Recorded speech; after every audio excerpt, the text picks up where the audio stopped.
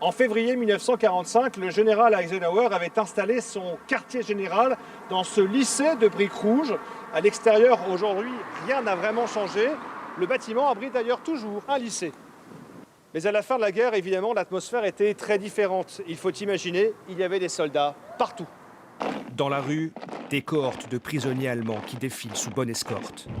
Ce 6 mai 1945, la tension monte encore d'un cran. Voici le général Alfred Jodl, le chef d'état-major de l'armée allemande, qui arrive à Reims et entre par cette grande porte. Il est attendu par les chefs des armées alliées. Depuis la veille, dans ces murs, les négociations autour de la capitulation patinent. Mais dans la nuit, tout se débloque.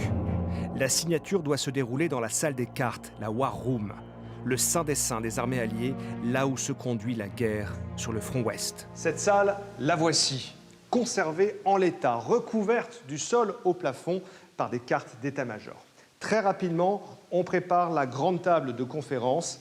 17 journalistes sont conviés et installent projecteurs et caméras au fond de la salle pour couvrir l'événement. À 2h30 du matin, le général Jodl entre dans la pièce. Il esquisse un salut auquel personne ne répond. Les Allemands s'assoient à la table.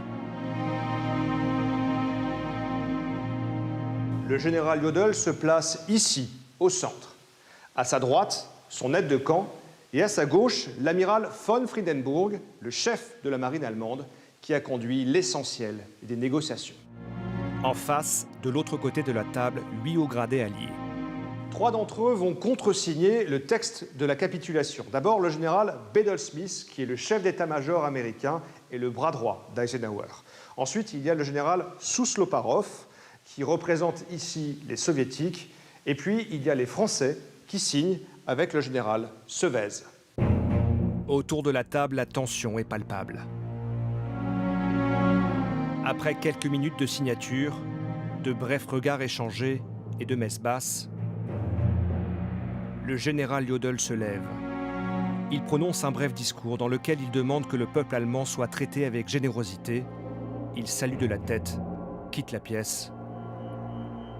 C'est fini. Les Alliés se congratulent. Eisenhower, qui ne voulait pas discuter directement avec les émissaires allemands, peut enfin sourire.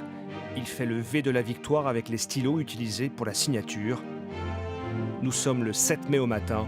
L'Allemagne vient de capituler.